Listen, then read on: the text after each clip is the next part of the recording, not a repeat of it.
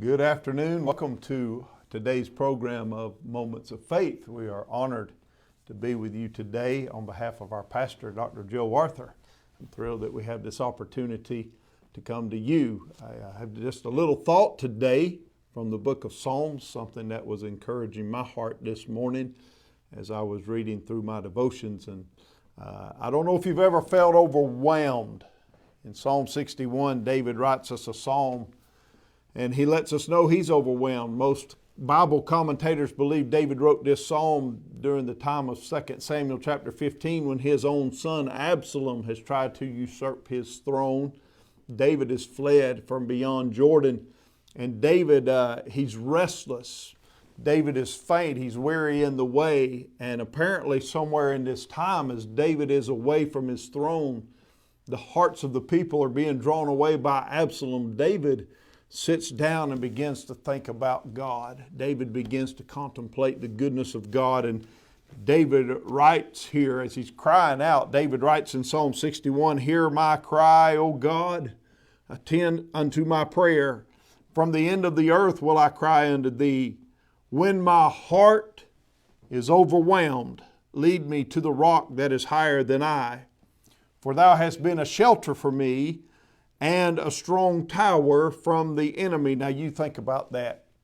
David's writing at a time when his own son is his enemy. David's saying, God, you're my refuge, you're my tower from my own family. David says, I will abide in thy tabernacle forever. I will trust in the covert of thy wings, Selah. That means think about that, contemplate it. For thou, O Lord, hast heard my vows. Thou hast given me the heritage of those that fear thy name. Thou wilt prolong the king's life and his years as many generations. He shall abide before God forever. O prepare mercy and truth, which may preserve him.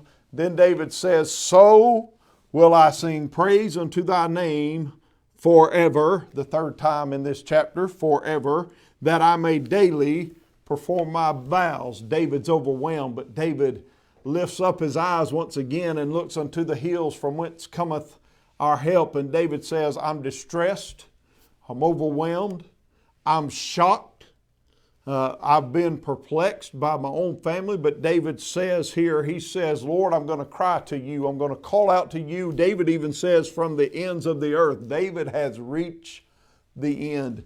David is at his last resort, and most of us do that. We wait till our last resort, then we cry out. David says, I'm going to cry out to you, Lord. And he says, when my heart is overwhelmed, then what does David do? 4 things in this chapter. Number 1, David says, I'm going to run to the rock. Hallelujah, I'm going to run to the rock. Let me remind you that God's people are built upon a rock. Matthew 7, the wise man built on the rock, and in the storm the foundation stood. In the testing the foundation was sure.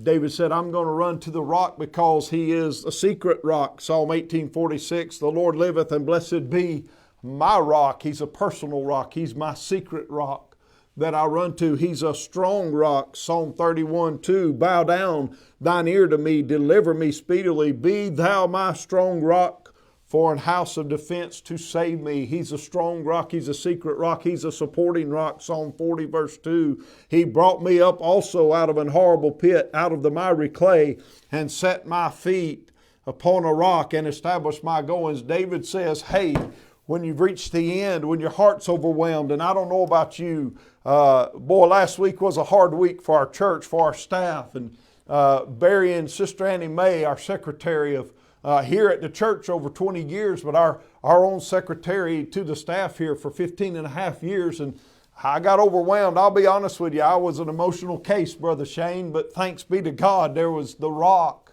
that I could run to, that I could call on, that I could get up on and just sit on and stand on, knowing that He's sure, He's steady, He's stable, He's a foundation who's my support.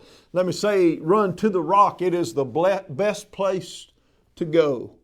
Run to the rock. Number 2, David says, remain in the shelter. For thou hast been, verse 3, for thou hast been a shelter for me and a strong tower from the enemy. Remain in the shelter. You say, why go to the shelter? Because the shelter is a place of safety and security. The shelter is a place of refuge from the storms. The shelter, it's a shelter from satanic attacks. Go to the shelter, run to the shelter, my strong tower. The rock is the best place to go. The shelter is the best place to dwell. Run to the rock, remain in the shelter. Number 3, David says in verse number 4, I will abide in thy tabernacle forever, and I will trust in the covert of thy wings. And then he says, stop and think about that. Lord, I'm going to abide where? He said, in thy tabernacle. Rest in the tabernacle. You say, where's that? Man, stay in God's house. Stay in the house of God. Boy, it's a place of worship. It's a place for the weary. Well, I want to thank God today that God has given His people a place. Boy, He said when you're nearing the last days, Paul said in Hebrews, when we're getting toward the end, and we are, he said, make sure you stay in the house of God, and so much the more as you see the day approaching. Thank God for the tabernacle. Thank God for the holy place where God dwells, where men can come and worship. Men that are weary can find rest for their souls. The tabernacle is the best place for comfort. Man, I said it last week in church. I thank God for the church. I thank God for His people. I can tell you of surety, somebody asked me yesterday, man, you went through COVID last year. I sure did. How'd you make it? I said, I made it by the prayers of God's people.